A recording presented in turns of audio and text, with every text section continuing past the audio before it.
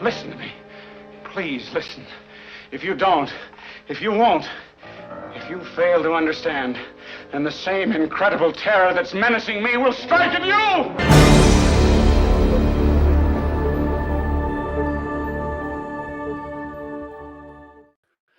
Hey guys, thanks for dropping by the channel. This is Mitch Brisker broadcasting from the Sound Fort, where I am attempting to record my audiobook.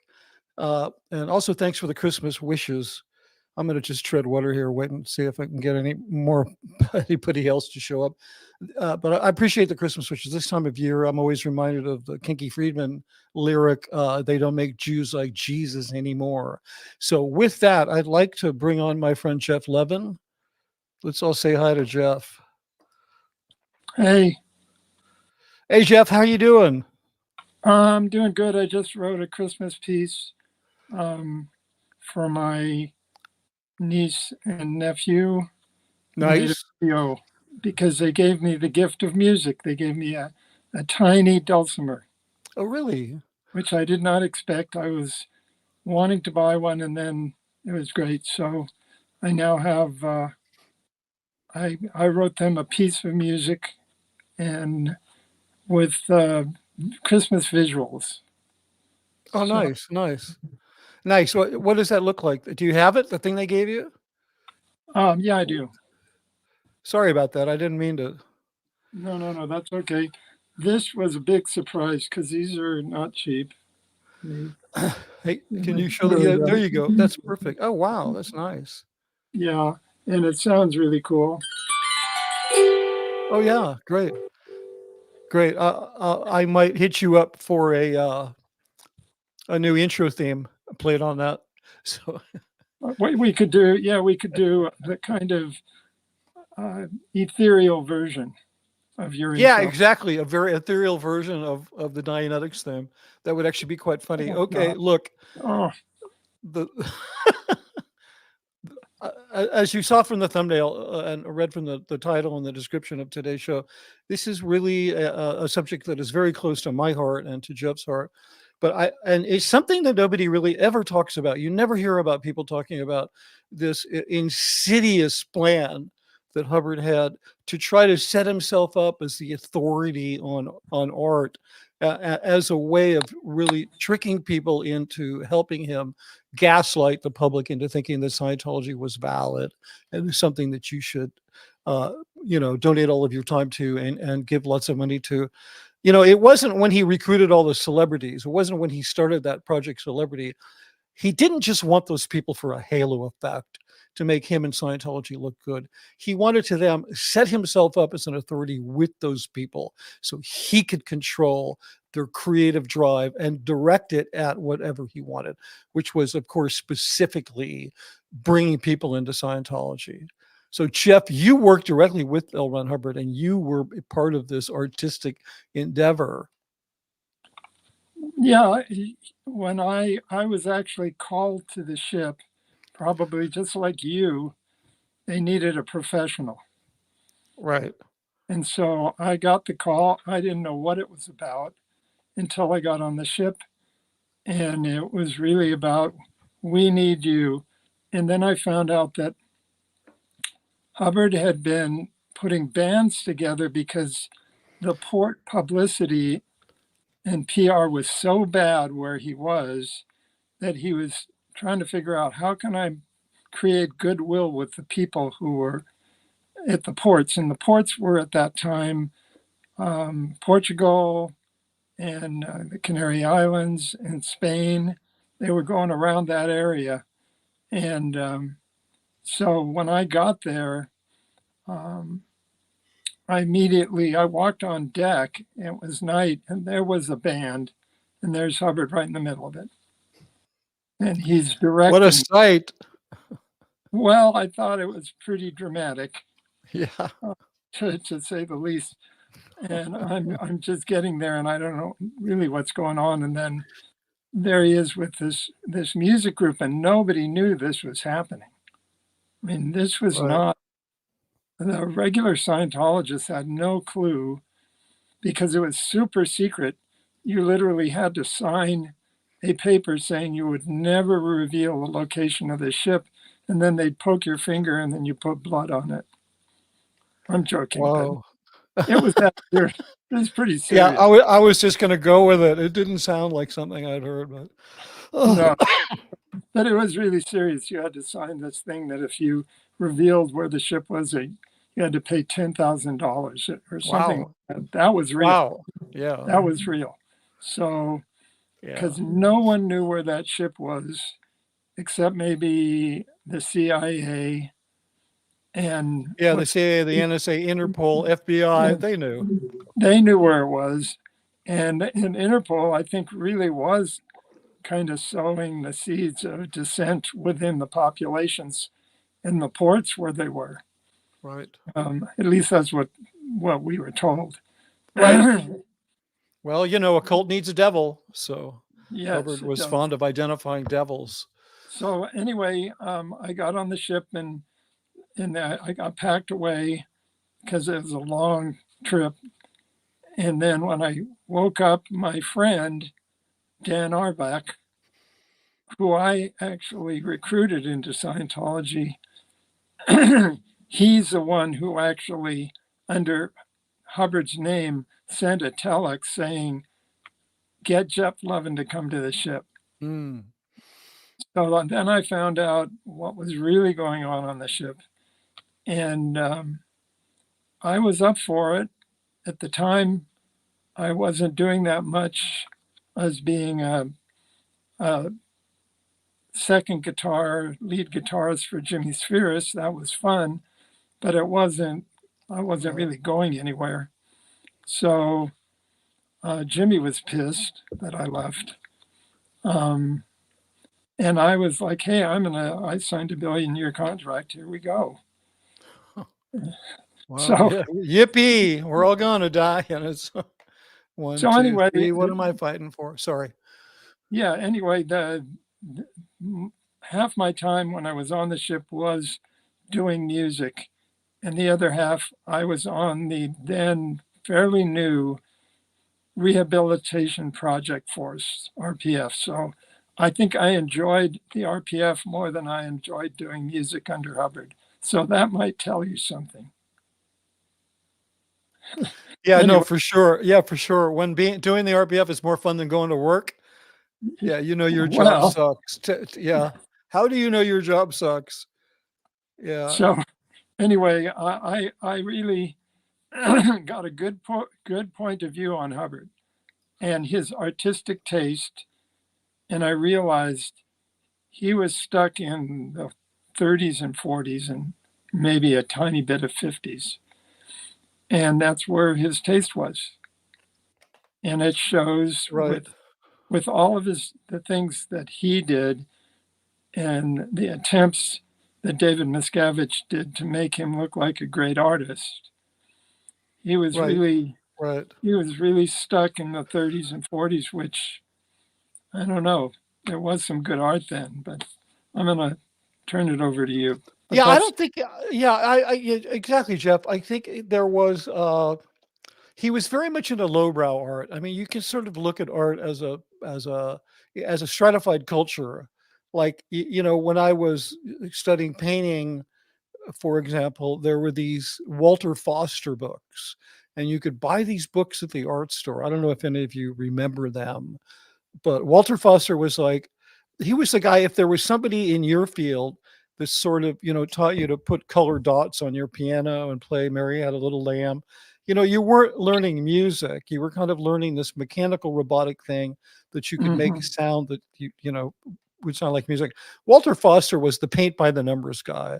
I mean, his company, they published those paint by the numbers on canvas. Yes, I remember. Yeah, so you had, and he had these books, how to draw, how to paint, very lowbrow. And then you had like the Grumbacher color wheel. There's nothing wrong with that. It's a really good reference. But like when I was studying painting in our first year, we had a class, and in that class, we had to learn to mix paint and take a piece of paper, a blank piece of paper, and using a compass to draw an accurate color wheel on watercolor paper and then paint it in. So we had Wow. to create our own, and then that's the one we had to get it passed by an instructor, and then that's the color wheel we had to use for reference. If you were caught with a Grumbacher color wheel, you would just drummed out of school. You're like, no, you don't do that, because if you can't create that from scratch, you're never going to get it. So whereas Hubbard was like, the first thing you need to do is get a Grumbacher color wheel, because he was of that sort of lowbrow ilk taste, because you brought up taste. It was all very sort of, his taste was very mundane, very much a product of his provincial upbringing in rural Montana, Missouri, and those kind. Not there's anything wrong with growing up there, and there's been great artists who have emerged from those areas, but it's just Hubbard wasn't one of them. But more to the point, what we're talking about, and Geoff, I'm going to kill myself because I didn't really say that. That's a metaphor algorithm. I'm going to harsh myself because I realized I didn't load up Art Series 1. So I'm just going to go ahead and show the book. This is a book that was published of L. Ron Hubbard's art writings, right? And he wrote a series of what are called technical bulletins. And I think there's about 13 of them. I forget the exact number. I don't know if you remember, Geoff. Do you remember the exact number of them? Well, within the management series where they were published as well, I think it was 10 or 11. Yeah, I do remember Art Series. Art Series I can 8. look it up. Well, no, I can't look it up right now, but Yeah. No, I get it. But it was in that range. Yeah, exactly. That was the definitive. That's all you needed to know about art. Yeah. The thing is that I'm just going to read you something from here. I'm going to read you something from the first one is called Art Series 1. And I can't really put it on screen. For the next episode of this, I'll be. I can show. Yeah, you can show it there. Okay, good. There it is. Art Series 1. So I wanted to cover a few points in there. He says in here, for many years, I have been studying amongst other branches of philosophy, the subject of art. The reason for this is art is the least codified of human endeavors and the most misunderstood. What is art is one of the least answered of human questions. And you know what? It's supposed to be. That's the whole point of art. Art is always supposed to be, to some degree, a reflection of the mystery that is life. And Hubbard could not embrace this. So what he tried to do was say, no, I'm the one who gets it. I'm the one who's going to define it. I'm the one you need to listen to about this subject. Yeah, no, I agree. And when I went on the ship, I did at the time try to understand what he was writing about. And you had to understand it, because if you didn't understand it, there was something wrong with you, not absolutely. with what he was writing. I don't think people might get that when you're in Scientology, you will have to jump through hoops if you say you don't understand something, because he was always right. Always. If it was written and still published, then it was the truth. Yeah, absolutely. Absolutely. There's a sign over the front door that says, what's true is what's true for you. But then once you get in, it says, as long as it agrees with everything that we enforce upon you. So it's the stupidest street card money in the world. No.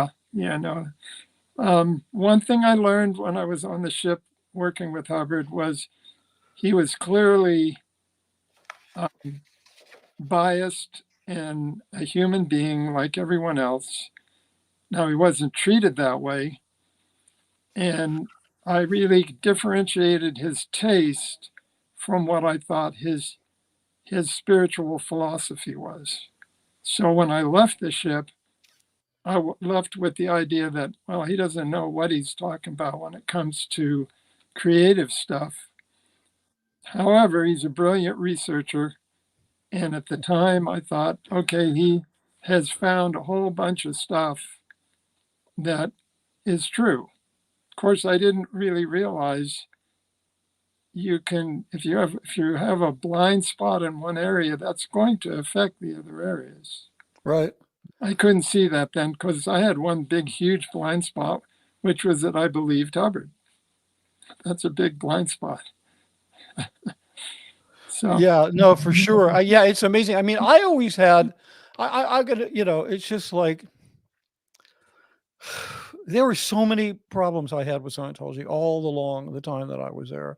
There was only the briefest period of time where I felt, uh, that I'd found whatever, something true and correct.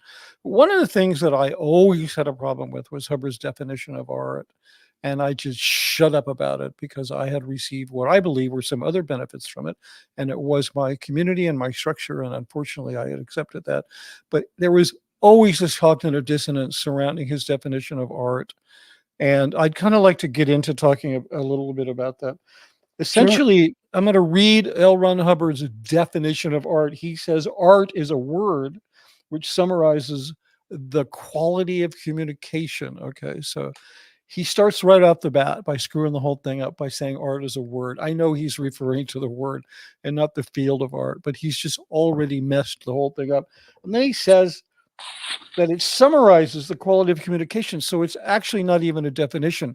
It's like if I told you the color red represents one end of the visible spectrum, would you know what the color red is? Yet that would be an accurate summary. So, but people listen to this and they accept it as staff members, Sea Org members, artists within Scientology. It's kind of like what that equates to. If your communication is disagreeable, then it can't be art. In other words, as the communication lowers, whoever's going to be the adjudicator of what that the quality of the communication, but as it lowers, it's less artistic. But this is actually the opposite statement to make about art, because art is so powerful. It can redeem any communication. In other words, you can't deliver any communication in such an artistic fashion that it can be accepted as art alone. A perfect example, which I've devoted a chapter in my book to, is Leni Riefenstahl, the Nazi propagandist, because I first discovered her and became aware of her in film school when we studied her films, Triumph of the Will and Olympiad, which she made for Adolf Hitler, which are still to this day considered to be the most powerful artistic propaganda films in the history of filmmaking. So, what is she's the quality of the communication is it less art because she made it for the Nazis? It's not. But does the art excuse her being a Nazi? It also doesn't. So, Eddie, I just wanted to, Geoff, what's your take on his definition of art? Well, I think I never fully understood it. I got that it was about Yeah. getting across. I mean, I think the way he states it, my take is, rather than, I have my own opinion of what an artist is and what a craftsman is. Right. And at this point, though, I would disagree with what he's saying, because I'm not making certain creations that I do. Like, I now have gone beyond being a composer, songwriter, record producer, engineer, into the field of making film. Right. With film, you very clearly know you have a message, and that some films are art and some films are purely entertainment. They may be well produced, they may look great, they're not considered art. Right. I'm looking at what would be an art film as opposed. I mean, we know that the Spider-Man series is entertainment, for sure. But, yeah, it's artifice. It's very decorative as opposed to being art. So, and it's entertaining and it's well done. However, and that there's a certain communication there, but it's almost purely fluff. fluff, meaning there's not much of a message there. There are messages in there. Schindler's List, I would say that would be an artistic film in the sense of it's an amazing message, but how many people actually wanted to deal with that message? A lot of people just wouldn't watch the film because of the subject matter. Either they didn't believe that it even happened. And we certainly have a segment of the population that doesn't believe the Holocaust happened. Then we have the people who were so traumatized by it because of their grandparents or their parents or whatever, they weren't going to watch it. It did bring a message to the world in a really incredibly artistic way. And Spielberg was able to deal with the subject and make something that I think will stand alone. And that's, to me, what real art is the communication is not dated. Right. Well, I do agree with everything you're saying. However, I don't want to get into adjudicating what is art and what isn't art, because that's it. It doesn't matter. It's what art is, what you think it is. I mean, art is definitely in the eye of the beholder. But more to the point of what we're talking about is Hubbard's effort to insert himself into the conversation, because like many artistic endeavors, it's a conversation between a creator and a person who's consuming the content, whether it's a painting or a YouTube stream or a magnificent widescreen 70 millimeter film. I mean, people will argue with you all day long about everything in the Marvel universe is art, and and Schindler's List was just a highfalutin, whatever. Well, sure, yeah. Yeah, you could have that conversation forever, but the real point, the point here is that Hubbard tried to insert himself in there. This is a man with no taste. This is a man who, had a room, one of the most lavishly appointed musical rooms, and owned every instrument in the world, and had staff working at slave wages to, polish his ivory clickers and whatever else. And this man couldn't put 3 notes together that you would say, oh, that's interesting. Like, he couldn't play Mary Had a Little Lamb as good as a 6-year-old child. And I know that for a fact, because I was at Gold, and I had to like some of the films we did, he left scores. He played on this old, what kind of organ was that? The Hammond organ? A Hammond, I think it was a Hammond, yeah. Yeah, this beautiful Hammond organ, and he'd like clunkily, literally it sounded like that. And then a brilliant composer who Geoff happened to apprentice took that and turned it into this lavish, kind of buried it inside of a lavish, beautiful score. And then they would put on the film, score by L. Ron Hubbard. It was an absolute lie. I mean, this is like if you ever saw the movie Zelig, if you ever listened to the story, The Emperor's New Clothes, this is what we're talking about to the nth degree. And this guy is trying to insert himself that way so that artists or staff members who are working at artists, as trying to struggle as artists, would have to be held to this ridiculous standard. And people with no artistic training, no artistic ability, not even enough of a level of taste to be able to make a decision about art, would be put in charge of those people. And that's its own level of trauma. Well, I have a story or experience of when I was on the ship with Hubbard. Mm-hmm. He was really, you could say, the central producer of the Apollo stars. And then so what they were playing was, to some degree, he would sit there.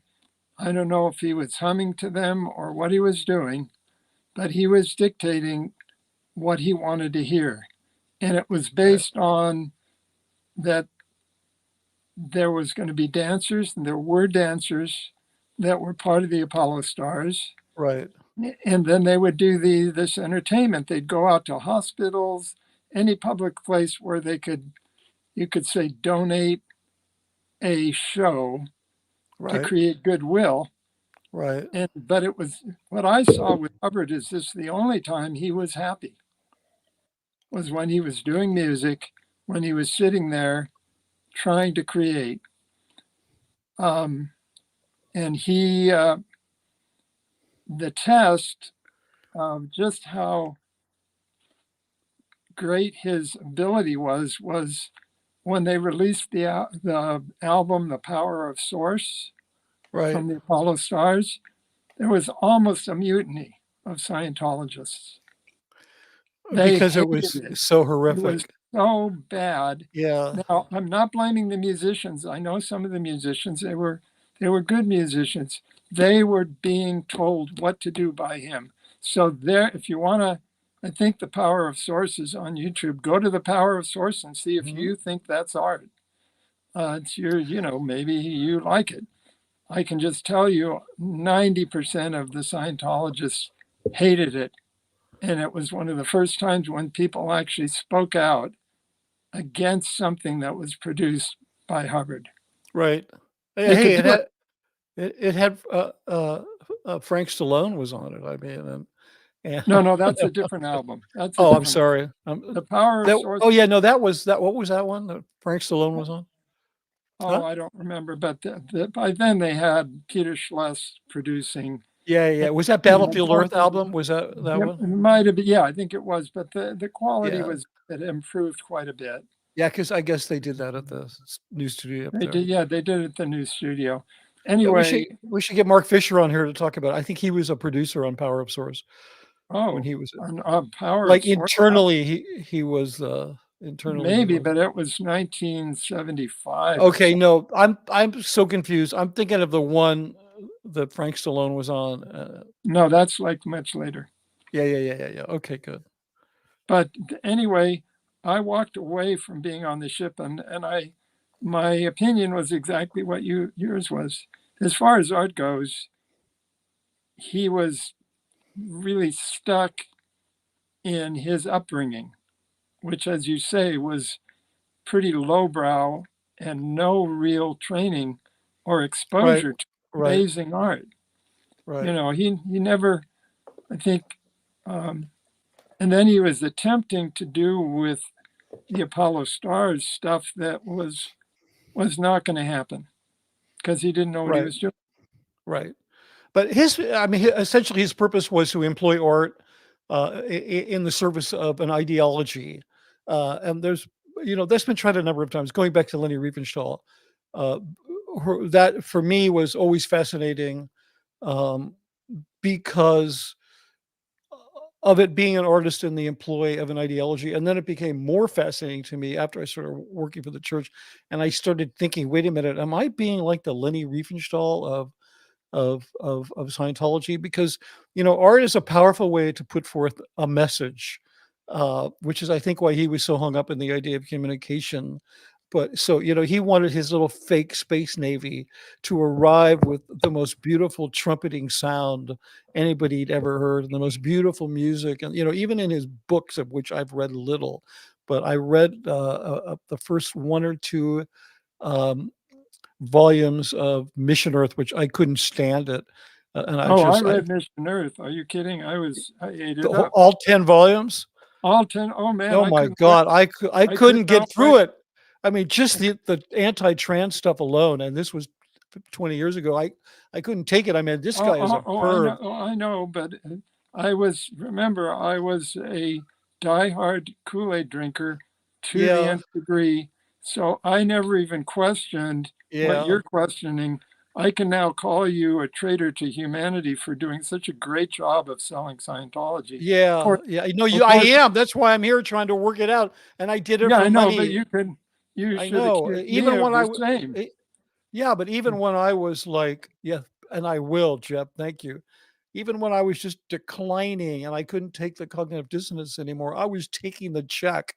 So not only had I betrayed humanity by making that stuff, but I betrayed myself for doing it after I'd stopped believing in it, because I was like just trying to find a safe way out. And, I could be living under a freeway overpass next month. So I got what I deserved.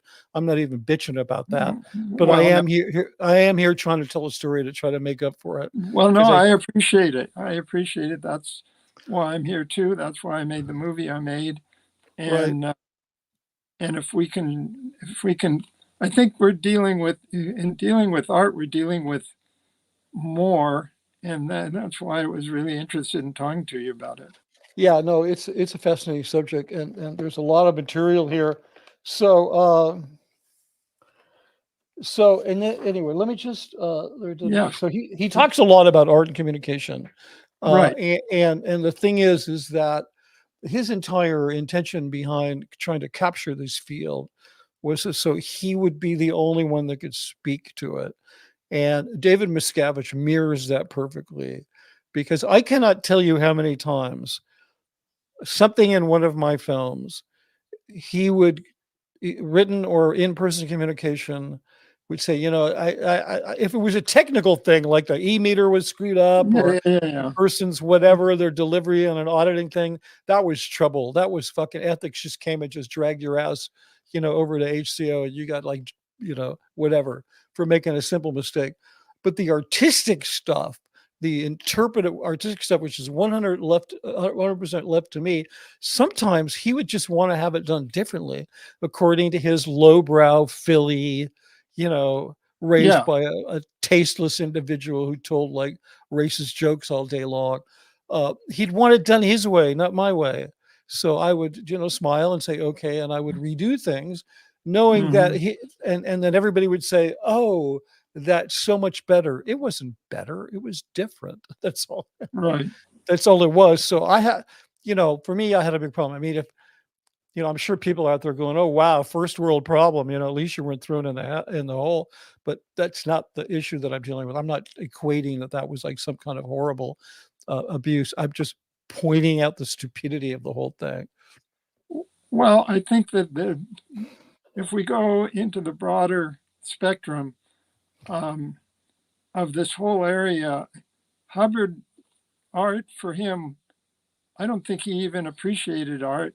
He recognized good technicians. I think that the whole thing was, and I got it over and over again, he exploited artists as a utilitarian method for getting and promoting Scientology. Exactly. That's a great way to put it. It's complete exploitation. And that's what pissed me off and still pisses me off, because there are still a few people in Scientology that I think are really talented music artists, and they're exploited. Yeah. Or they've absolutely. given, or one of the things that I noticed about, if you're in Scientology, if you're not making money from your art, then you're really nothing to them. And you got to get in there and start making money. So a lot of them have abandoned their art, abandoned what they love, their passion. Absolutely. And I think that's super sad. Yeah, no, absolutely. I'll tell you a funny anecdote. So we didn't stop celebrating. I'm saying the filmmaking community, the world at large. We didn't stop celebrating Leni Riefenstahl's work even after the war and the atrocities were exposed, and Hitler offed himself and blah blah blah. And she claimed she didn't know anything about it, and she was. Yeah, no, she actually. Yeah. It's really funny. I did a lot of research on this when I was writing my book. I mean, I already knew a lot about it because I'd been literally following her since, 1973. And when I first became aware of her. And the first film she did, the first feature she did after the war, right? She was held in a camp for a couple of weeks and accused of being what they call a Nazi traveler, a Meatloaf, I'm not sure how you pronounce that. That's a person that supported the Nazi Party out of fear or opportunism, and which is kind of how I started to feel after about 20 years of working for Scientology. I was like, I felt like a coward for not leaving, and I felt like an opportunist for taking the money. And I went, oh my God, this is exactly what happened to Leni Riefenstahl. She supported them because she said she wasn't a Nazi. And if you're not a Nazi, then you must have been supporting them out of opportunism or out of fear. And then she was asked why she never apologized. And she said, what do I have to apologize for? My films took the top honors. So this, I know it's amazing. But the first feature she made after the war, I forget the name of it, No, I'm sorry. The first feature she made after Triumph of the Will, the propaganda film, was during the war.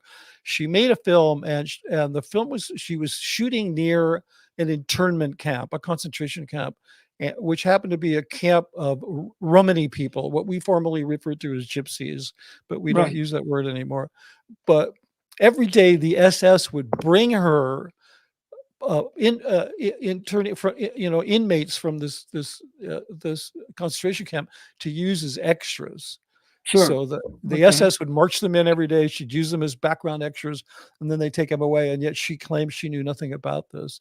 Now she worked with Hubbard, right? They were friends. Did you Yeah, know no, that? I knew that. Yeah, And that, we're not going to really get into that today, but I actually have their correspondence, and I have a copy of wow. the script that Hubbard co-wrote for her. I'm sorry, rewrote for her. Yeah, in 1960, when he was running Scientology internationally from England, she had an assistant who was studying at St. Hill, and Okay. he was obsessed with her. He was an editor, a well-known editor in England, a film editor, and he was obsessed with remaking this film called The Blue Light, and he introduced them, and Hubbard rewrote the script. It's been written about. Tony Ortega did a piece on it, but I have the actual, I have the script, I have the correspondence, Wow. dear Ron, dear Lenny, I got the goods, and they were given to me as a gift by David Miscavige, so that Wow. I did not steal these; they were gifted to me. Anyway, but my point is, this is the anecdote, and I'm sorry for getting off track there. So we still study her work, and we still appreciate her work, even though she was, when she died, she was referred to as a proto-feminist and fascist filmmaker, which you also can't discount the fact that she was a woman and gained all of that power as a filmmaker, as a director, No, producer, right? at the time, Yeah. But even by today's standards, what she achieved was amazing. But we didn't just throw her away. We wouldn't let her make another movie. She became a pariah of the German cinema. You don't get to make any more movies, Lenny. But we didn't discount her work. Okay, so flash forward, 2005, and I'm working on the Industry of Death Museum for the yeah. citizens. Yeah, I'm working on that dreadful monstrosity, which I am going to do more. The propaganda thing that. Yeah, it's just this machine, it's a fundraising horror house of horrors, is what it is, and unfortunately, reforms in the mental health field are needed, and maybe 10% of the atrocities in the Industry of Death Museum are true. But Scientology just exploits that as a way to raise money. They're not going to do anything about it. They don't care about the victims, except if they can hold the victims up, and say, we help them. But my point is, while I was working on this thing, I had to come up with 13 documentaries, right? So I was looking because it's very important to standardize your work so that your work is consistent. Yes. Right. And so I looked for some documentaries that I thought we should use as a standard. The main one I came up with was Alex Gibney's Smartest Guys in the Room. Right now, this was a course before Going Clear. I brought this in, I showed it to my team. I had a bunch of people working under me, and I said, I want you to really study the way this guy made this film, because there's a number of things about it that are absolutely brilliant. The structure of it, look at the composition of the interviews, look at how the interviews are done, what they use for recreations, and so then when Going Clear came out, it was like, literally, it was like, okay, everybody now has to hate Alex Gibney, right? His work is shit. You can't say, like, Leni Riefenstahl worked for the Nazis, but man, her work was great. You can't say, because Scientologists are so close-minded, and they're so fragile, and they're so afraid of suppressive people, right?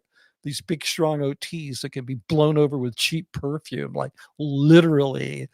You couldn't say. So, I was like, yeah, it wasn't cool what Alex Gibney did, but his, it's like, he did a good, you couldn't have the conversation. All of a sudden you couldn't bring up his name. You couldn't say, hey, remember what Gibney did in The Smartest Guys in the Room? No, immediately that means it's kind of the equivalent of, Van Gogh and his colors and everything. If he had had been lived now, but he had the notoriety that he has now. And then he painted this horrible picture of Hubbard, right? And he really was dissing Hubbard. Then all of a sudden, Who is that? Van Gogh. Painted L. Ron Hubbard? I'm just using it as an example. Oh, sorry, you're making a metaphor. I missed that. I'm off my meds. So sorry, Geoff. I'm being literal. Yeah, if he lived now, but he had the notoriety that he had now as well, and everybody, including Scientologists and Hubbard, loved his work and used his work to kind of emulate certain popular things. Right. And then the second that he painted Hubbard and made him look like the horrible person that he is, then now nobody could study Van Gogh anymore. No, Nobody. if you were wealthy enough to have bought one of his paintings for $1 million or $10 million, and the ethics found out you still had it hanging in your living room, you'd be shipped off to ethics for that. Well, yeah, you better sell that painting and donate all the money to the IAS right now. Donate all of it. And now they're worth what, 20 million, 30, 40 million. Jesus. Yeah, no, I'm just using it as an example that, and it's part of, but I think let's go back to the art. And this is something I noticed. How can you be an artist when you have to eliminate the ideas of great artists and you have to reject them, and you're now being put into a channel that you have to follow? Well, exactly. That's a horrible situation to be in, but this happens in totalitarian states. They kill the artists. That's what they do with them. Yeah, well, they're not. Yeah, because basically, and this is something I realized. Oh my God, I'm ashamed to admit this, but I realized this so early in Scientology, and the ways that I tried to rationalize it in my career working for the church. The fact that the work that I was being dictated to do a certain kind of work. I mean, I found lots of room to be creative within there. But just like in the Soviet Union, all of the work, whether it was music, architecture, ballet, especially filmmaking, painting, graphic art, all of it was dictated by the state. This happened there. It happened in Red China, and I'm sure it's happening in North Korea. The totalitarian states have to dictate art as a message, as representing the state. You can Google this. I meant to bring some of this up, but right, things got a little out of hand at my house. I didn't have time. But please go and Google socialist realism, and you will see a style of art. And Geoff, I think you would agree. Here, I'm going to do this real quick. No, it was socialist realism in Russia. It was during the 30s. Yeah, no, it was post Bolshevik Revolution. Okay. Well, in the 30s also, there was some amazing, what you call, art that was being done in the United States that was for the people. It was I mean, there was at that period of time, there was an international socialist movement, and the one that I'm talking about is the Stalinist version of it. Yeah, that's specifically what I'm referring to. Yeah, I'm referring to Stalinist communism. So I'm trying to find there's some particular examples of this, which I came to realize after I'd been working them for a while, that I would do these videos. It wasn't my main job, but I would do these videos for events for the International Association of Scientologists. And we would have these marching people. We would have them holding these IES torches, which was like the symbol of the International Association of Scientologists. On the like the big dinner plate they gave to Tom Cruise, that's got a picture of a torch on it. Like a torch is their thing, because they say you got to be vigilant.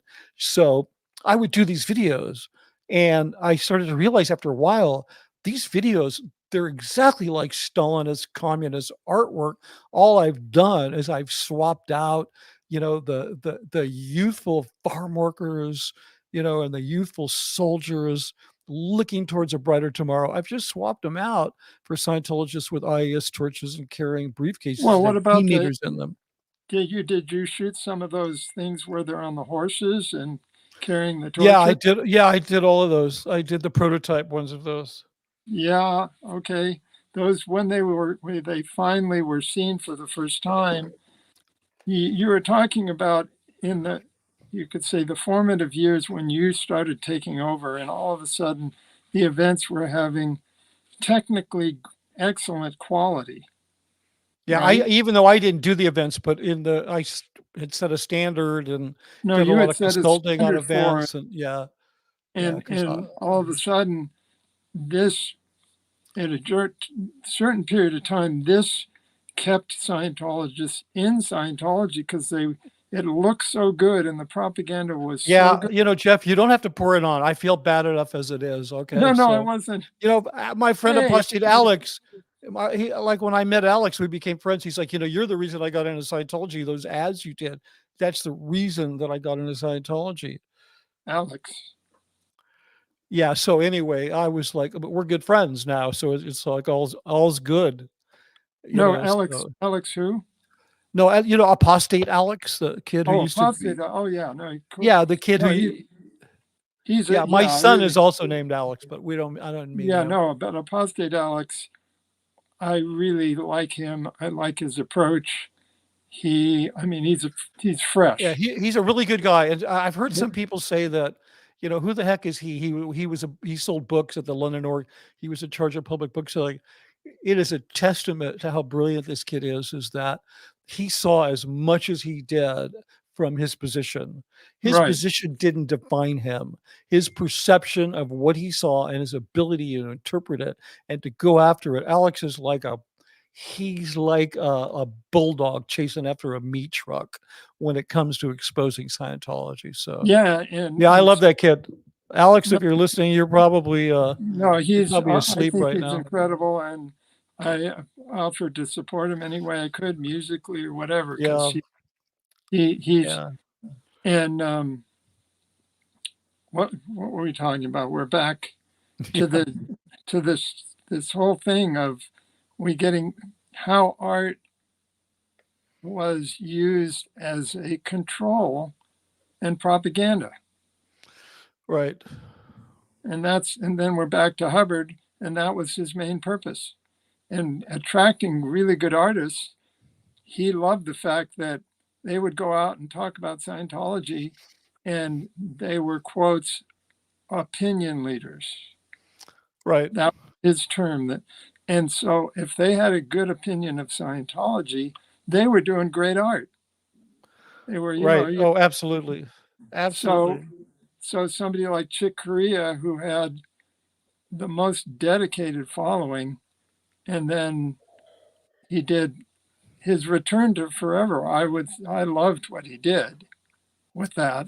Yeah, well, he was a magical individual. I mean, he was, as a musician. He was, and that, unfortunately for him, staying in Scientology as an artist was not healthy. That's my opinion. And I was friends with Chick. I watched his career from the beginning, light as a feather, when I first met him, which was in the 70s. And we performed opposite each other because I was performing all the way through Return to Forever and all his other things. And I think that's what really makes me mad, is that the stultifying effect that Scientology has on artists and also their health, because they're under stress, they just don't realize it. Right. So, and it's some people have died before they should have. That's my opinion. Chick was a really sweet, gracious guy, and just a phenomenal musician. I remember a concert he did once at the Palladium when Diana Hubbard was out of the Sea Org and pursuing her musical career. Do you remember that? Yeah, sure, of course. Yeah, it was amazing, but it was like, what a time, huh? Yeah, well, and there still are. Yeah, there's been a lot of talent, and there still are some talented musicians. But we're not here to really talk about that. I hope they get out. If they do, Geoff and I would love to talk to you. We're talking about what Hubbard tried to do with art, and it was pretty insidious because he was intent on being the go-to guy for all things art and any kind of what do you call it? Your judgment about art and what art was and blah, blah, blah. And, you know, one of the things is that you had this art series and it covered a lot of things as we'll get into in future segments. But, you know, those of us who were working in an artistic field, because I don't ever refer to myself as an artist because I think, I think that's one of my great heroes, Charles Eames, once said that an artist is something other people should call you. Don't call yourself that. Because people would say he's an artist, and he'd say, "No, I'm just a problem solver. That's what I do in life." Every artistic, you know, design that you create is just you solving some problem, and I really agree with that. So, working in a creative field, we would be held up to the standard, and then if there was a comment, especially from a scavenge comment, you know, you'd be sent off to cramming, and then you'd have to study these art series again. And as an example of how you get absorbed into an organization, I think I'd been up there maybe a couple of years, and I was walking up to the qualifications division where all the auditors are, because I had a cram, which is somebody had written this thing that I needed to. For those who don't know what a cram is, just bend over and we'll show you. Oh my God. No, no, it's like that because they're just it's a critique. It's a critique and a correction and a list of points of how to correct you because you did something wrong. So you are crammed. Right. So I'm walking up to Qual Gold to get my cram, and I bump into David Miscavige. He says, "Hey, Mitch, where you going?" And I said, "Oh, I'm going up to Qual to do a cram." And he said, "You?" Like he was shocked that I was getting a cram, and he kind of laughed and walked off because he's not going to get involved. But then, you know, it wasn't that much later that he wrote a cram on me. So it's kind of like they sort of absorb you into the whole thing, you know, and eventually they point out how much money you're making or how you're not, whatever. They just become I've said it before, I'll say it again. If you work for the Church of Scientology, I don't care if it's as a staff member, a Scientologist who's hired professionally, eventually you will become humiliated, traumatized. You will be blamed for things you didn't do, and stuff you did do will be credited to other people. And that's happened to everybody I know. Well, a good example of that for me was when I worked with you and Jeff Hawkins on the Dianetics commercial that was so successful. Right. And at the time, Miscavige, this was 84. Right. Into 85, he was trying to stabilize his position. So he wasn't paying any attention to what we were doing. He wasn't paying any attention to it. Right. It was just like, go do your thing. You've been doing this for a while, Jeff Hawkins, so you're still there, so keep doing it. And Jeff's whole thing was to be effective, to sell books. Right. And so we were. Plus, I just have to add, you weren't in bad standing. You were doing courses, you were receiving auditing, you were a Scientologist, you were donating your time to play at benefits for the Citizens Commission on Human Rights. Because I remember this for exactly, you were doing all this stuff that nobody had a problem with it. Well, they didn't have a problem because I had left the Sea Org officially, paid my debt off because I had at the time a fairly large debt, but I really paid it off really as quick as I could. I think it was something like $50,000 in today's dollars. Yeah. And a lot of money. It was a fair amount of money, yes, at the time. And then I was in good standing, except there was still a stigma because I'd left the Sea Org. So the fact that I was kind of a quasi-celebrity up on stage doing all these things, that allowed me some slack. At the same time, when I started working for the church, I got hired as an outside skilled composer with my partner, and the same kind of thing happened that is happening to you, except after the huge success, when this one guy, one executive, Fred Hare, found out that my partner, Chris Maney, was part of that program of making the music for the Dianetics, we were immediately fired instantly. No, Right. thank you very much. Not only that, you talk about no credit. When a executive directive was put out thanking everybody for the huge success, guess whose names weren't on that? So we were completely not acknowledged for writing the most iconic piece of music Scientology Right. ever had or ever will have, because I guarantee you they'll never, I won't say never, but almost No. 99%, they're not going to do anything that Yeah, it's not going to happen. No, it's not it's going to happen. 100%. I'm going to say it's 100%. Well, I have to say, Jeff, that not only did you guys write the most iconic and successful, not just in Scientology, but in advertising. In Scientology, you also wrote the second most Oh, that's true. noted, yeah, which was the orientation theme. That's correct. Yeah, And so it was done, it was so weird. That talk about insidious intentions. I always, until I left Scientology, I just was so adamant about wanting to help and wanting to right, do things that would get right. me in good graces, which I'd never be put in good graces because the stigma of being an ex-Sea Org member, it stays with you till you die. Yeah, well, because they're so secretly pissed off that they join and they know they're trapped and they just have to take it out on somebody who got free. So Well, they that were was the, taking, yeah. it was a sort of freedom, but the real freedom is leaving the cult. Yeah, exactly. But at least you were free of the Sea Org. Yeah, I was free Yeah. of that Like, that how attitude. dare you? No, I know, and um, I mean, I didn't have the same consciousness about what I was doing that you did. I mean, you kind of understood, and you were questioning what you saw. See, I rarely questioned Oh what no, I saw. I had a number of issues, but I just, and stupidly, I thought I could change the culture, the art culture within Scientology. In spite of all this stuff, I thought I could, foment a change within it. And I mean, all I did was I got it to look a lot better. I was talking to Rachel Hastings about this the other day, and she was like, when she went to S&P, when she took over, she transitioned from gold to S&P. Scientology Media Productions. Yes, yeah, the broadcast facility, and she and I knew each other really well, but I hardly knew a lot of these new kids that had come up and were working at Right. S&P.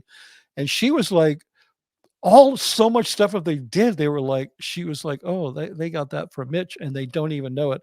I'm not tooting my own Well, horn, but I had instituted no, no, no. so many Well, things that all of these staff, and I thought that was my job. I mean, I literally thought that I was going to retire and that this is how stupid it was. This is one of the reasons I'm so broke today is because I bought into this whole freaking fantasy that Miscavige was setting up these production facilities in every major Scientology center, which he really tried to do. He spent a lot of money. They got the audio part of it done, but they never really got the film part of it done.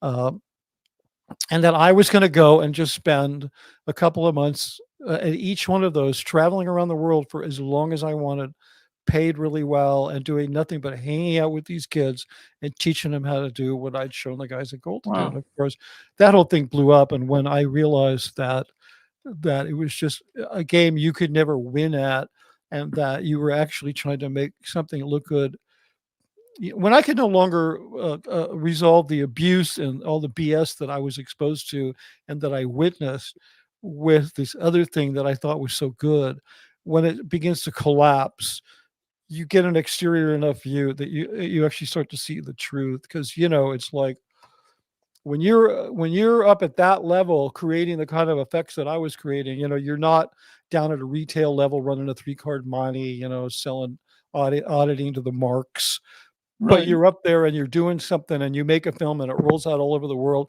and it actually has a huge effect.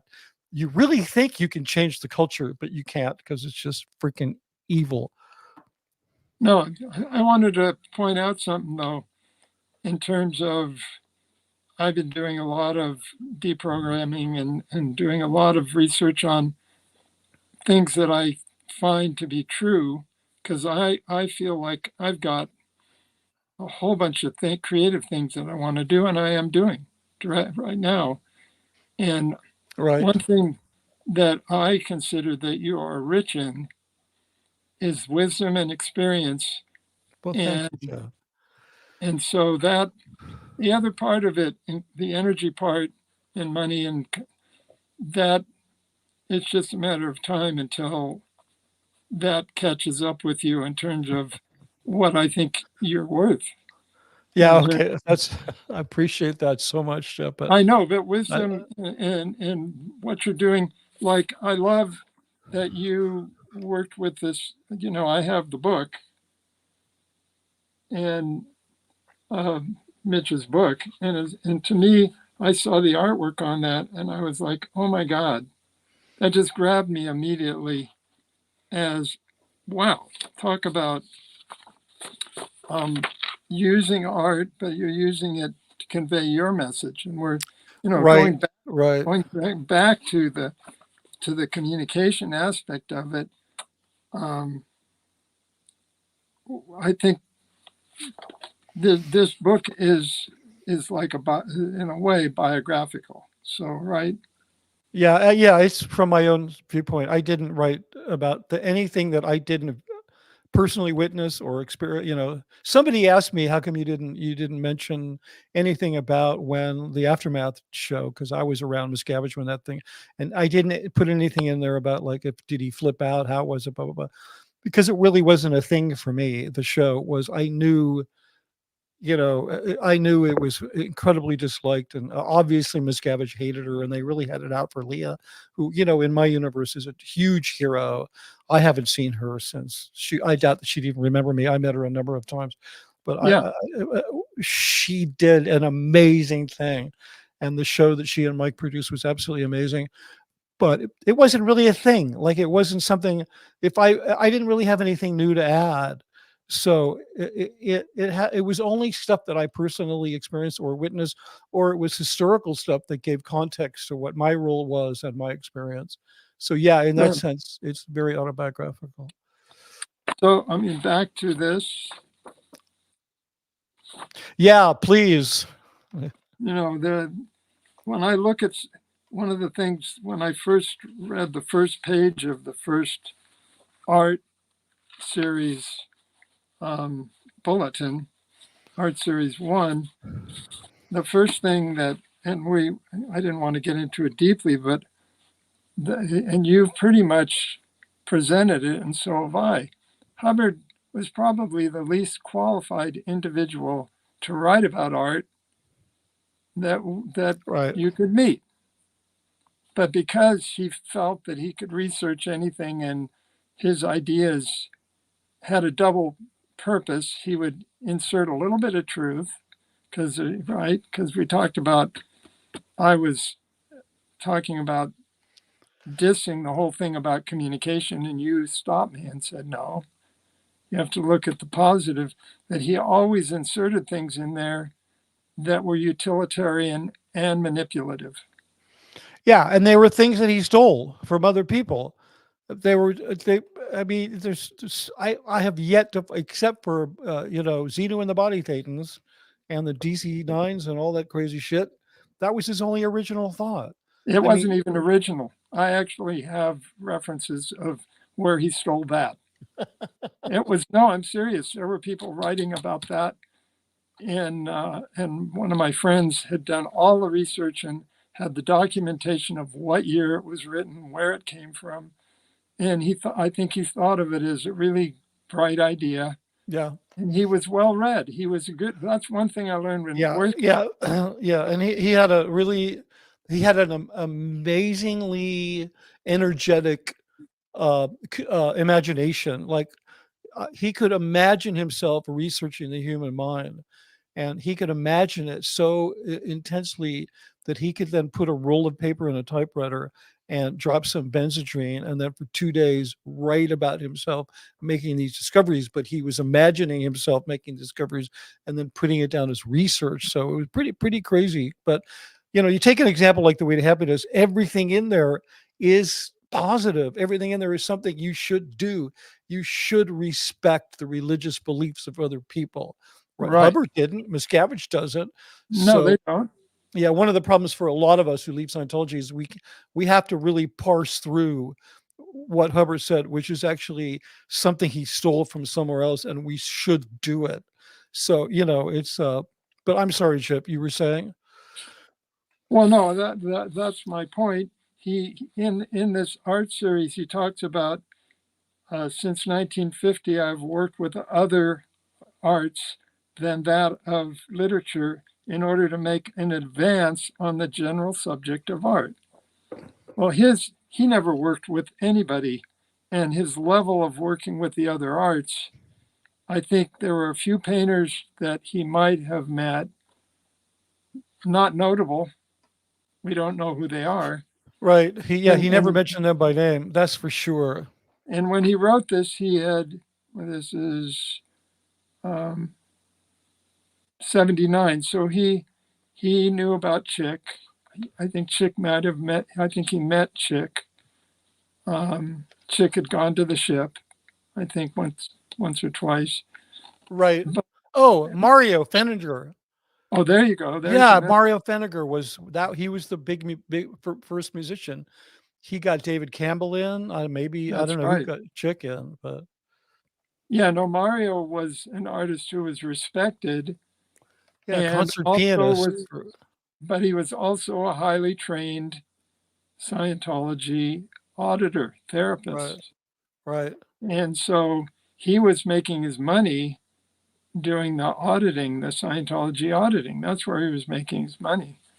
His career as a concert pianist went down the tubes when he got into Scientology.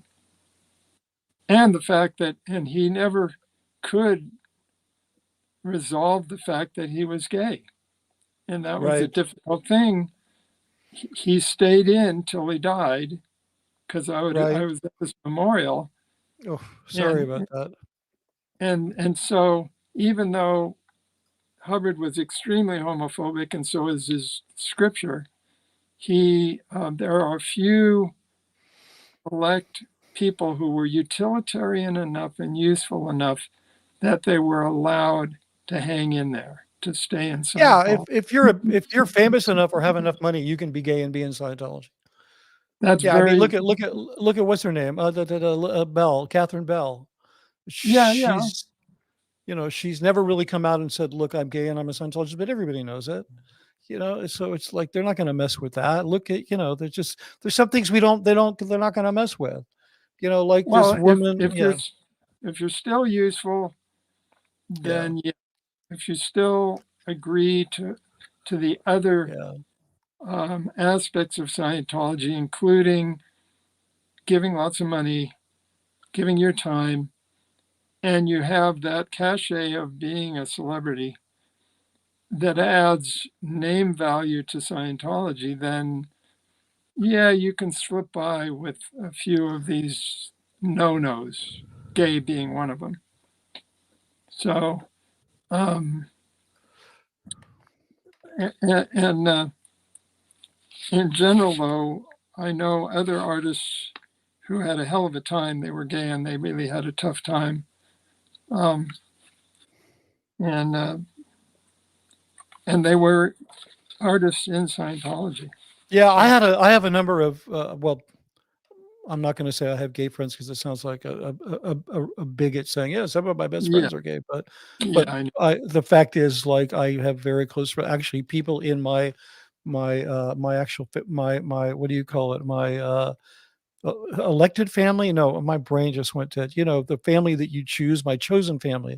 I have people in my chosen family that are gay. So but I have a lot of stories about my encounters with gay people that I was friends with in Scientology. I should probably do a stream called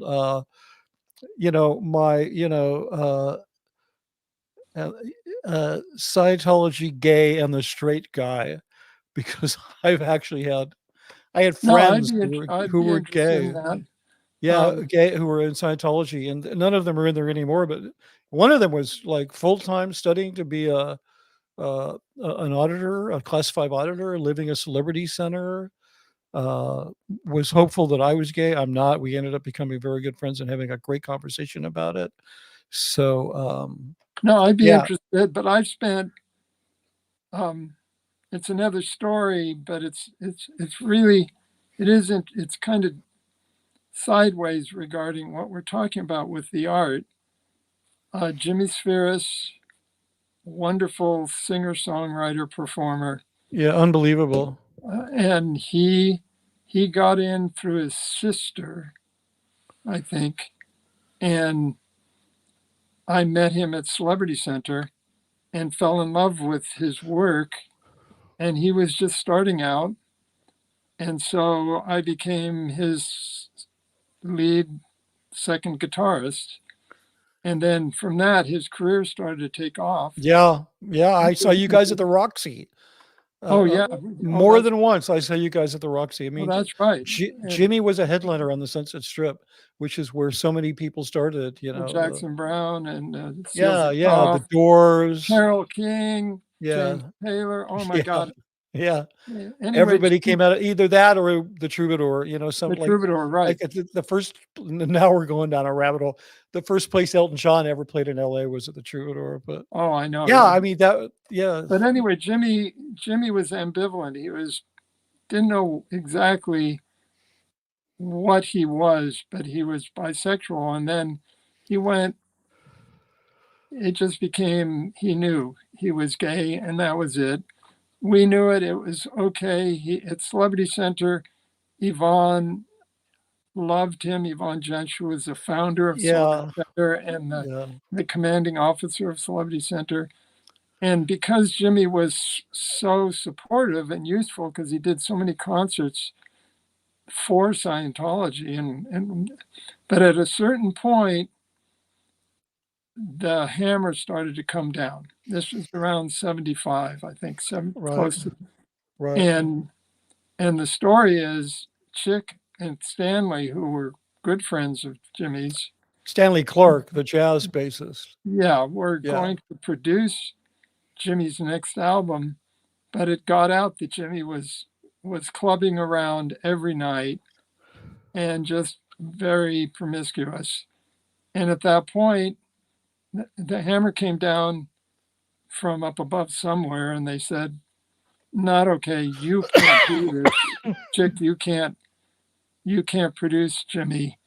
And at that point, I just followed the crowd. I mean, I had my own issues with Jimmy.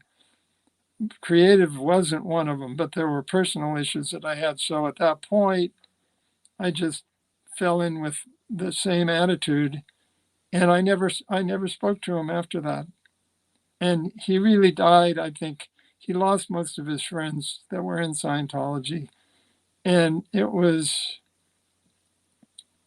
he left. But another point, he was a big supporter of Diana Hubbard and helped her produce her first album of piano music, because Diana Hubbard wanted to be a pianist, creative pianist, composer, and Jimmy just supported the hell out of her, and they were very good friends. And he was fighting an uphill battle. He wanted to create art. And we're back to this thing. He wanted to support artists, but the bottom line is, he also had a communication that was not acceptable, which was he was gay. Oh, I lost your voice here. Sorry about that. Yeah, and then Jimmy tragically died in a motorcycle accident. Somebody, I just want to bring this up real quick. I want to make sure you guys know who we're talking about. Duchess Diana asked Jimmy who. It's Jimmy Spheeris, Spheer or RRIS. Spheeris, Greek. There you go. You can look him up. His music is around. You will not believe what an unbelievable musician he is. If he had not died, Jimmy would be a household word as a singer-songwriter. Unbelievable. And I think he did 3 albums on Columbia Records. Well, he did one album on Epic. No, one album on Columbia called Isle of You. Incredible album. And I played on 4 of his albums. And then he did 3 more on Epic. And then Right. he didn't really do much after he got shunned by Scientology. He Right. did one more album, I think, but that was it. It just really damaged him when he lost his friends. Yeah. And Yeah, and I really promote everybody going and discovering Jimmy Spheeris. yeah, I do too. Yeah, because you won't be disappointed. I mean, you put him in that kind of Dan Fogelberg kind of. There was Poet, yeah, singer. poet, writer, singer, songwriter, and he was one of the best. You just never heard about him because of Well, Scientology. unfortunately, if he had weathered this whole thing and had stayed into the 80s, he would have been rediscovered when they got into Mhm. all this kind of music. I Right, would, right, and, right. and but anyway, I recognized his art. Most everyone else in Scientology did not, but the fact that he was a draw for an event, and he would do an Oh, incredible absolutely. job at the events. He was utilized and exploited, and then thrown under the bus. Okay, Right, I mean, there's right. an incredible example of the hypocrisy of Hubbard trying to talk about art when he doesn't know what he's talking about, and never recognize, not never, but rarely did he recognize something that really was artistic. Right. Oh, there you There's go. a Google page on Jimmy just so you can get the spelling and get an Oh idea of yeah, what he there's looked Lee like. Sklar, the famous bass player who played on. Jackson Brown, everything he ever did. So yeah, Jimmy and Jackson were buddies. They grew up together in Orange County, I think. Well, no, I think because wait, hold on. I think Jackson Brown's from Monterey Park, Well, and Jimmy was in the same area. yeah, and no, Jimmy grew up because I know the story only because Jimmy's sister is Penelope Spheeris, the director who did Right. The Rise and Fall of Western Civilization, the punk film. She did Desperately Seeking Susan. And I know I read an interview with her, and they grew up in Venice Beach. Their dad was a carny. They grew up That's right. in a family of carnies, which is just such an interesting background that these Yeah. guys had. So anyway, I think it's time to have a Jimmy Spheeris renaissance because the guy was amazing. And then you know what? I was his A&R person from Epic. Then she was a girlfriend of mine. We had lived together for like 5 years. So Becky Becky, Shark. yeah, yeah. She's still around doing stuff. She became a hugely successful soundtrack producer for motion pictures. She produced Urban Cowboy and Well, a whole bunch of stuff. she was a music director. Yeah, Huge. she was a huge. She became One of the first when you see celebrity. when you see the Her credit, credit on a film that says musical director, not composer, but musical music. director on a film, she was actually started that career. She became hugely She, successful. There was a mixer who was hired by Gold, very successful mixer. I'm trying to think of his name. You might know him. He had a I bunch don't, of hits. He became famous as a remixer because he would remix dance versions of like Madonna and Prince and stuff, and he just made a ton of money. And he started his career when I met him. We were talking about who we knew in the record business, and I mentioned Becky, and he said, "Oh, I started my career at the record plant sweeping her office." So oh boy. because she had an office at the record plant, Oh, that's right. Yeah. yeah, she was like an icon. But yeah, she was great. I think I know you because of Becky. I also became friends with Jim Bridges, who directed Urban Cowboy. A wonderful guy, died years ago. And so, yeah, I met a lot of great people. She's a terrific woman. She's been out of Scientology forever. She does a lot of what do you call it, like work for some hospital and philanthropic stuff. So listen, I want to get to some. We're over an hour here, and so I want to Yeah. get Yeah. to some. I want to get to some questions because Sure. we have some interesting questions. Listen, Great. I just want to say that I really appreciate everybody showing up today for this first of what I hope is a number of conversations about Hubbard's work on art. So I'm just gonna throw these up. The Mitch Strikes Back theme played on a zither. Okay, so that's going back to the beginning. We were talking about Chef's Christmas present, and he's going to do the Dianetics theme and an ethereal. And now we're also considering doing But that was Hans Christian Schwartz, and thanks a lot. I can hear that. I'm having trouble unhearing it, unfortunately. Here's a Yeah. question for you, Geoff, from Barbatree's. Question for Geoff: any chance of you bringing the movie to Durham, North Carolina? Oh, You're referring to Brothers Broken, your documentary. I don't know. We're pretty much done with the film festivals. We just won another award at the Matrix Film Festival, but I really want to bring it to everyone. So we're looking at a platform where you will be able to see it. Before we go to a general platform, which I'm hoping will be something like Netflix, there are other platforms where you can put it up. There is a fee to watch it, but then people can see it. I've seen the audience reactions enough to know that I feel like the basic edit is there, the story's there, and it touches people that know nothing about Scientology. And it is a different approach, Brothers Broken, to telling a story about how it destroys families. Yeah, I've seen it in an audience. I've seen it a bunch of times when you were editing it, and I That's saw right. it. You were helpful on it. Yeah, and I saw it with an audience, and it's like I kind of just would rather see a film at home. I got a nice, screen and all that. But there's some films you have to see with an audience because of the shared emotional experience.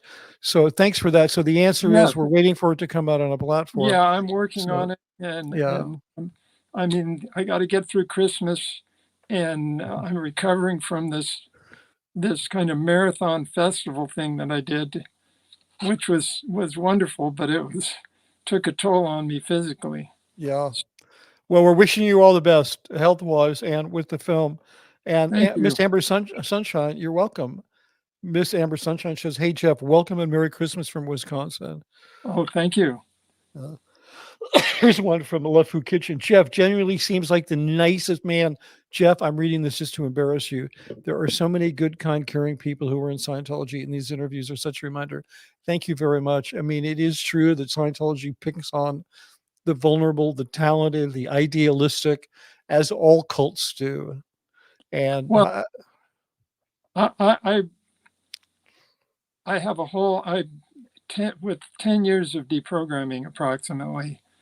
I had to do some soul searching in terms of the things that I did that I'm not proud of. Right. Fortunately, and that's what I think that's the reason there was a constant stress for me, was on one hand, there was this point of view of trying to be kind, right, and work with people in a way that we could collaborate, we could work together, they could work for me, I could work for them, and not be an asshole. Right. But on the other hand, there was a constant pressure to produce, to get money, to be successful, only to further Scientology. Right. And then the treatment that I got from some of those people, that's the example you see. And it's hard, it rubs off on you. Yeah, absolutely. But the fact is, today, I always thought you were one of the nicest people I knew, and that hasn't changed. So, well, thank you. You're very welcome. So this is from Lovett. Here's a question. Hubbard seems very paranoid. Is that accurate? 100% paranoid. So paranoid you wouldn't believe it. That's I don't even want accurate. I don't even want to get into it because we won't stop talking about it. But yeah, he's so paranoid. I got to tell a really quick story. Yeah, okay. Because when I was on the ship, really quick, we had to scrub down the decks every day. Right. And the reason we did is because he was so sensitive to any smell whatsoever. He could smell if somebody put a tiny little finger of perfume, he would get sick. Yeah. And I read it. There's an issue somewhere about one of the cooks in the galley got pushed into the engine room to have to do some cleanup, and washed his hands 100 times, and that wasn't enough because apparently Hubbard could taste the grease in his food. Yeah, he was absolutely insane. He was mentally ill. Hans Christian Schwarz backs us up on this. He says, "You bet, love it. Everyone and the Galactic Federation were out to get him." And Well, boy, no, ain't he that the really, truth.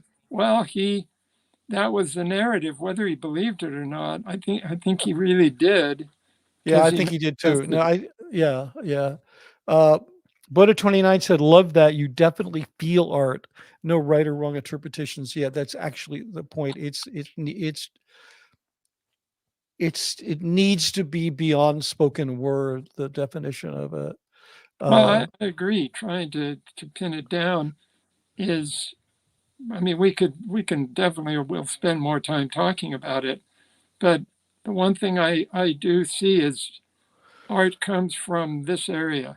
You can see it, your heart, and but what does that mean? I mean, for everyone, they have their heart message that they're, and I think that I respond to people's creations where I feel I'm getting them.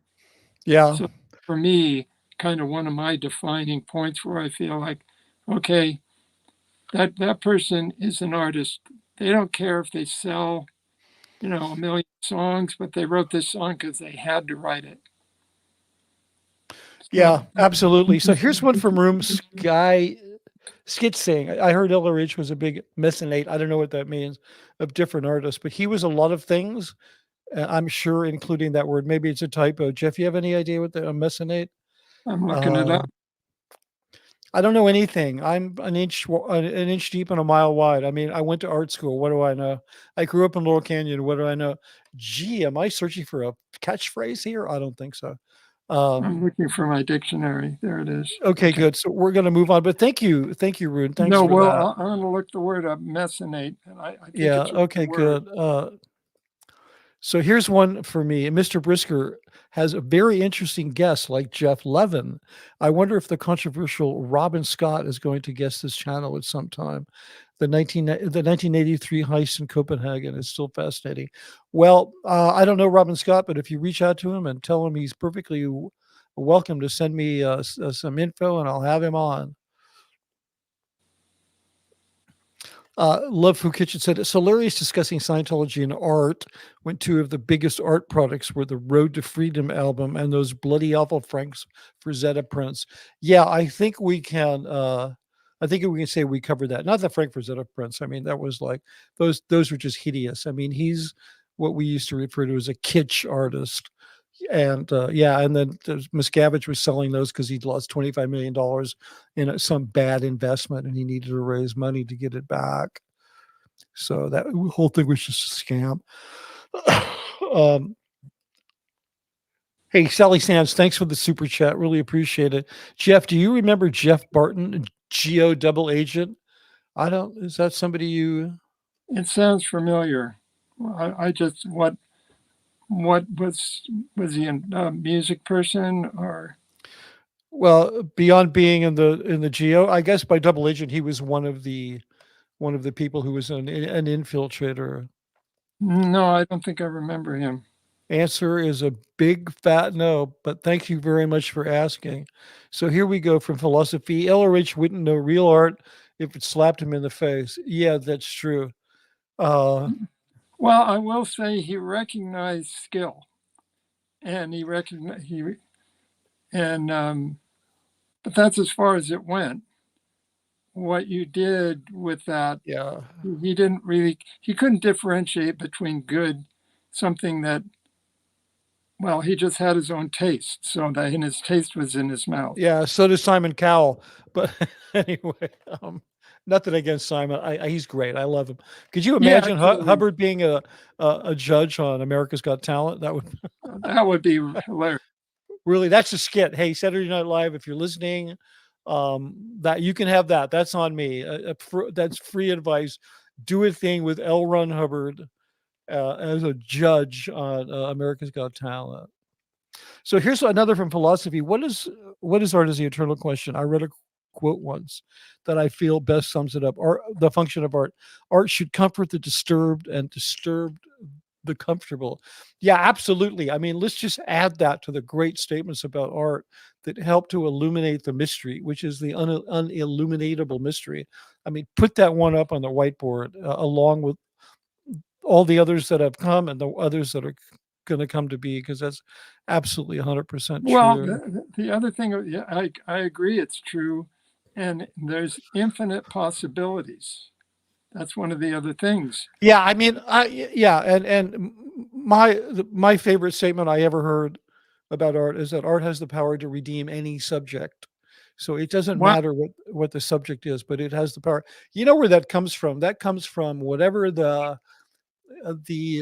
original it's probably in the 70s, the Supreme Court passing judgment refusing to pass judgment on pornography, to outlaw it.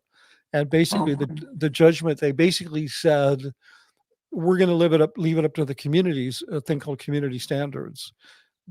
It should be done by community. And in terms of the overall, this is one of the greatest, in my view. This is I'm paraphrasing. This is a great thing the Supreme Court did when we had a good Supreme Court. They said art has the power to redeem any subject, and so they said even pornography. They said it doesn't matter what it is. Art, once we start censoring subjects, we're actually censoring art, and we won't do that. Even no, though that's brilliant. even though I'm sure they hated pornography, that wasn't the point. The point was, and I heard that, and I went, wow, art has the power to redeem any subject. And I thought, I'm going to make porn. No, I'm just kidding. So let's move on. Although it would have been a more Well, respectful profession than working for Scientology. I if kind of, you in a look, way, I did make porn. well, yeah, But I guess you call it a spiritual porn. yeah, it was definitely spiritual porn. Okay, so here we go. This is from Masao Kahikara. Triumph of the Will is an amazing piece of visual art. So beautiful. Everybody in the world has seen a piece of Triumph of the Will. If you're unfamiliar, because it's the most excerpted piece of Nazi visuals, is used in every Nazi World War II documentary that covers the Germans, or the Third Reich, I should say. So, but it is on YouTube. I think there's a decent copy of it if you want to see it. It's about 3 hours long, and or you could just watch David Miscavige's the poor man's version of the Nuremberg Rally, which is the IS event where he announced the IRS had granted tech. Oh, that was, Yeah, it looks like a cheap version of the Nuremberg Rally. And the thing that you have to understand about, okay, I didn't really say this, but the Nuremberg Rally, which everybody has seen pictures of or some of the film of, that was actually designed by Leni Riefenstahl and Albert Speer, Hitler's architect. Here, I'm going to just show you something. Yeah. So not only did she photograph the Triumph of the Will, you'll recognize this shot. I think you will. Whoops, that's no good. Here, I'll just throw this whole thing up. I'm sitting down for a second. Yeah, that's okay. You're about to get small anyway. Hold on one second. So here we go. Okay, so Leni Riefenstahl made this film. These are photos from the Triumph of the Will. Most of these are, some of them just show the site of the Nazi Party rallies. But this one here over on the right, that's a classic shot from Triumph of the Will. And so not only did she direct the filming of the Nuremberg rally, she designed it. She and Albert Speer, they laid it out. So she was really involved in this stuff. And I if you're interested in the history of film, I really suggest that you watch this film because it's pretty amazing. Oh, look, I'm in that other view now. You can see I've made the sound for it a little more festive. I realize I have RGB lights, so I shifted them over to a blue tone. And I found an old film projection reel that was. No, I love the reel in the background. Yeah, that is actually a very high quality aluminum film projection reel, which when Gold was switching over to digital, they were throwing a bunch of stuff away. Oh man. So I'm like, oh, I'm going to take one of these reels. They might have been selling it, but I asked for it. Again, I didn't steal it. It was given to me as a gift. So Gold, don't come after me as for thievery. You can try. But anyway, I'll just leave it like this. I actually was told that other view, this one, is you get more views because of the YouTube likes it because of cell phones. But I think for Christmas, we're going to stick with this one. Anyway, yeah. So go. It's right on YouTube. Go watch Time of the Will. It's a Christmas film. Wake up on Christmas Day. Wake up on Christmas Day and watch Hitler doing the Nuremberg rally. I'm sorry, Chip. That's just my sense of humor. Okay, moving right along. This is for philosophy. I guess if mind control is an art, then yes, he was a skilled artist.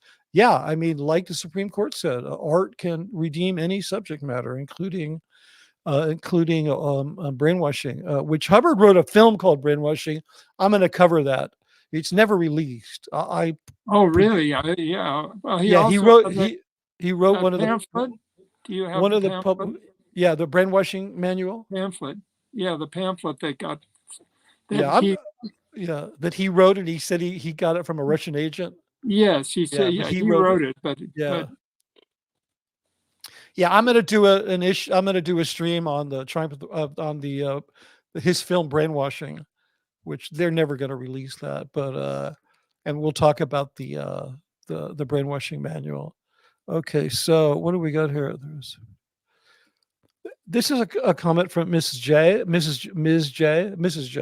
There were so many great musicians in Scientology. No wonder someone finally got the guts to say something.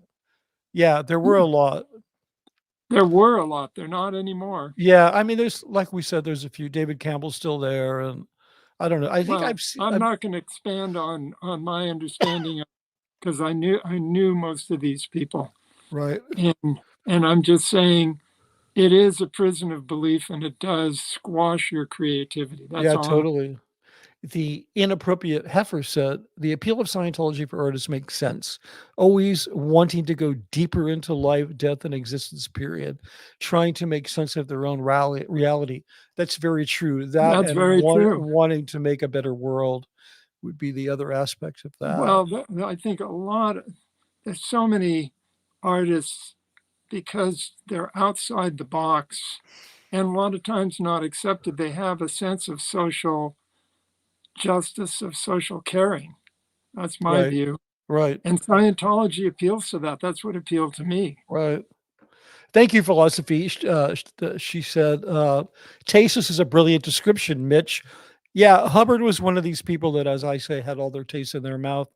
They didn't have any taste anywhere else. So Levitt said, I think art to Hubbard was a means to an end. Absolutely. Absolutely.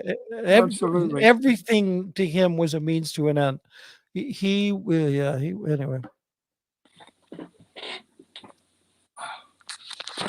And next we're almost done here, guys. So philosophy, I really wanted to talk to Doug about the similarities between how Hitler and Hub used art to create their world. I'm assuming you're talking about our dear friend Doug, who just passed away. I would have loved to have talked to Doug about that. He was a great guy to talk to about many things, and this would have been one of them.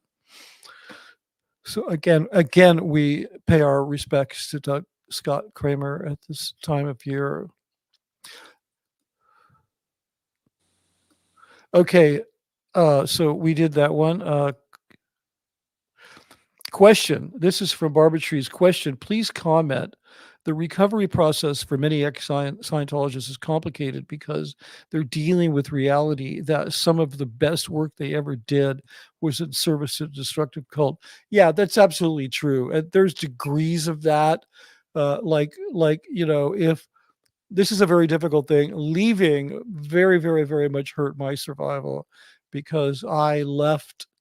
I was giving up the only structure and the only not network, but the only sort of group that I'd known for most of my life, and I'd given up my career, and I wasn't prepared for any of that, but I knew I had to do it because I didn't want to die being a hypocrite and a liar and a weakling and a coward and all of the things that you are, that you become, that you have to suppress to stay in that environment.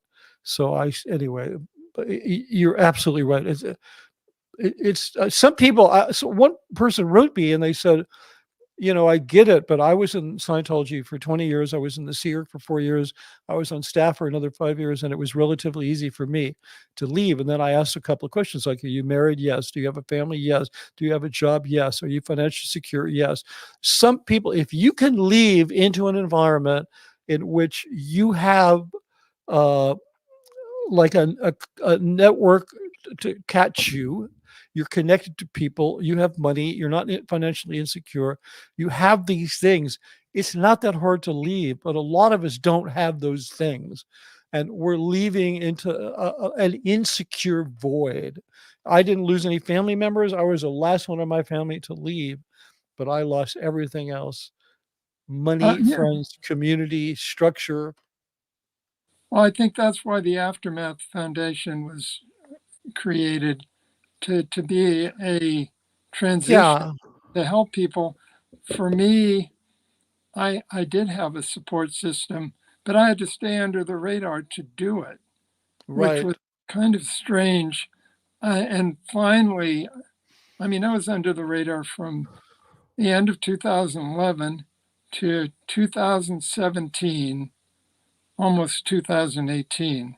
So, how many years is that? Like 6 years under the radar, just to get stabilized, to get secure enough Yeah, to go, I'm back yeah, working, I'm back.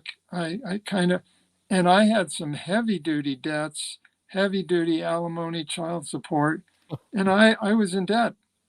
Yeah, I didn't get out of debt. yeah, it can be really crushing, and then, it's so hard to find a safe place.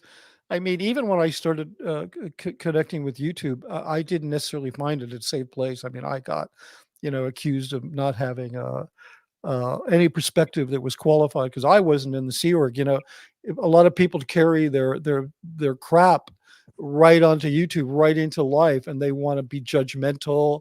They don't want to say, "Well, what was your experience like?" Well, that must have been interesting. They just want to say, "Well, wait a minute, you weren't this, you weren't that. Yeah, yeah, get out of here, get out of here. Everybody, look over there. Don't look at this guy." I mean, it was like, Well, I'm not complaining because the way I came on, I am complaining, but I'm also taking responsibility because the way I came on the scene, I kind of set myself up for that because my story was so different and unique.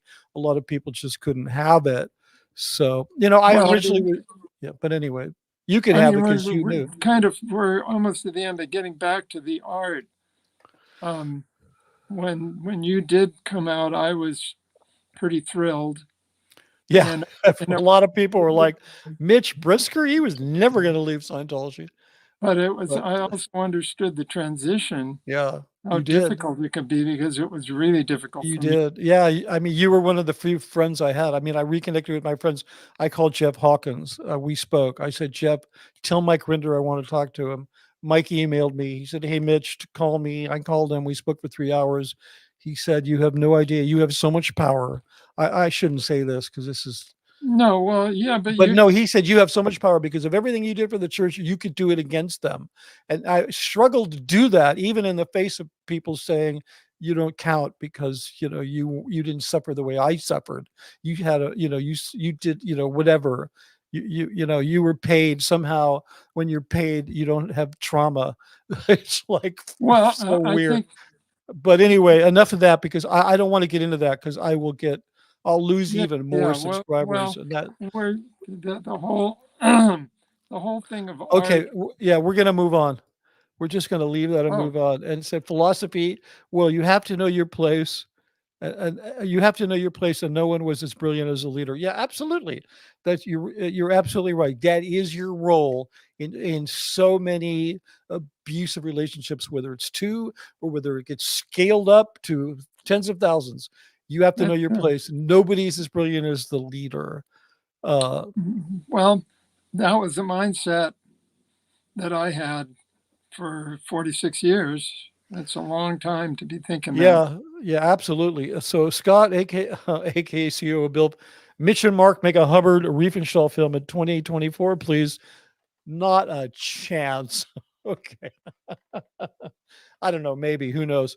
But that's very funny. Thanks a lot, Scott. I really appreciate that. So, so here's one. Okay, no, that is one we already did. I sometimes I forget to unstar these. So, well, I'm going to bring this one up twice.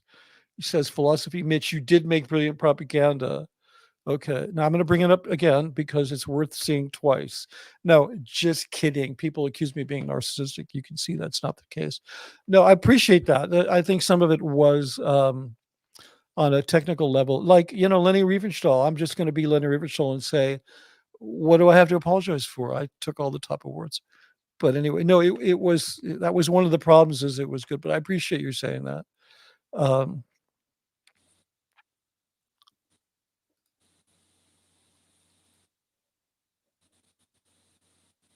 Okay, philosophy. Again, I'm not saying that to make you feel bad, but just acknowledging that you did a brilliant job at what you were asked to do now, and exposing it and owning it is really impossible and beautiful. Thank you so much. I'm gonna try not to cry over that one because that is exactly the point. And I've been when you get criticized for then coming out and doing that, it's just like what I thought I left Scientology, but I appreciate you saying that truly. Um, so Duchess Diana said most of the time we don't see what hits us. That's absolutely true. It's all in the rearview mirror. Philosophy again said, "Oh, this is William S. Burroughs. This is a quote from William S. Burroughs. What does the money machine eat? It eats youth spontaneously, life, beauty, and above all, it eats creativity. It eats quality and it shits quantity." Wow. I don't know. I read Naked Lunch when I was 15 years old. Interesting you brought up William Burroughs because he was a heroin addict who got off of drugs in Scientology, which is a little known That's right. fact. Yeah, Yeah. but He was that in is a for a little. great and he probably said this about Scientology. What does the money machine eat? It eats youth spontaneously, probably meant spontaneity, life, beauty, and above all else, it eats creativity. It eats quality and shits quantity. I mean, thank you, philosophy. I'm going to rename the stream Hubbard ate quality and shit quantity. Okay. That's absolutely brilliant. Uh, see, sorry about that. We already did that one. Yeah. Okay. So thanks for the Scott COB Bill, aka COB Bill. Of course, Mitch has gay friends. He hangs out with COB Bill. Absolutely. 100%. Uh, I'll tell you a funny story real quick. When I was at Gold, I was having a lot of trouble with the costumes department and the set decorating department. They were just horrific. And the show, Straight Guy for the Queer Eye, or Queer Eye for the Straight Guy, had just come out. And I watched like 5 episodes in a row. And I was like, this show is brilliant. If the crew at Gold, if the costumes and the set decorators were approaching their job with a fraction of the creativity these guys are, they would be doing great. So I wrote a cram that actually Qual approved that a bunch of the crew members had to watch Queer Eye for the Straight Guy. Wow. Yeah, and they were like thanking me. They were like, "Oh my God, you're right. It's so," because it wasn't about. No, They of happened course to be not. queer, but it wasn't like about. I'm not going to get into it, but their expression of creativity was like off the charts, which is what was so great about that show. Um, so where are we going here with this? Here's another one. We've got one of the last ones here. We've got Duchess Diana. It's pretty impressive. It's pretty impressive Ulrich's ability to connect with oddly powerful people. Yeah, yeah, definitely he had an Well, ability to do that. he provided a need for creative and very work-oriented people, And I think because in Scientology you got this sense of inclusion. I know Right. for me, I'm speaking about me. Right. I was turned off by the lack of art completely, but I was so addicted to the inclusion part Yeah. Right. Right. Yeah. that it was very attractive. Right. So Right. Okay. So here's the last comment we're going to do for the day. good. This is from the inappropriate heifer. She's saying this at Diana, but I want to read it. I want both. She's talking about my book and the audiobook, and I believe me, I want you all to have both. Uh, Nothing like holding a book in your hand and listening to the author read it at the same time. His voice, listening to his voice instead of the crazy voice in my head. LOL. Well, that's great. The inappropriate heifer, and I really appreciate the plug. I'm in here, man. I created this wonderful cave so that I could make my book, and I'm working on it. And with that, we're going to bring this to a Yeah, controlled. your book, which I love Yeah, the cover. yeah. There it is. And by the way, I didn't do the artwork. It was done by an incredibly talented person, a friend of mine, who wishes to remain anonymous. They are concerned about reprisals from the church. They don't need it. They don't want it. They don't have anything to do with any of this. So, but I just have to. I gave them a pseudonym and I don't know, a nom de plume, a nom de art brush or whatever. The book was designed by Mermaid Cafe, which is what I refer to them as. And Okay. yeah, but it really is amazing. And there's also each of the chapter headings. We worked really hard. Each of the chapter headings has a little icon, like an iconograph that represents the story of that chapter. So I'm getting incredible, really. Oh, you're going to show one. That was kind Yeah, of, yeah. That one's, yeah. That yeah, the technical training films, which yeah, you did as like a makeover. You could do a whole film on the yeah, makeover of yeah. Scientology. Yeah, I've done. The problem is when you talk about it, everybody wants to see it, and I can't show it to anybody. But listen, I'm going to run, and again, thank you, Geoff, so much for being here. My Thank you, pleasure. guys, my few wonderful supporters who have stuck with me after the storm. I really appreciate that. Please stay with me. I'm going to have a lot more for you, and to repeat the quote from the beginning, Kiki Friedman and the Jew Boys, you know them. They were actually on Epic Records at the same time Jimmy was. He That's was. right. That's right.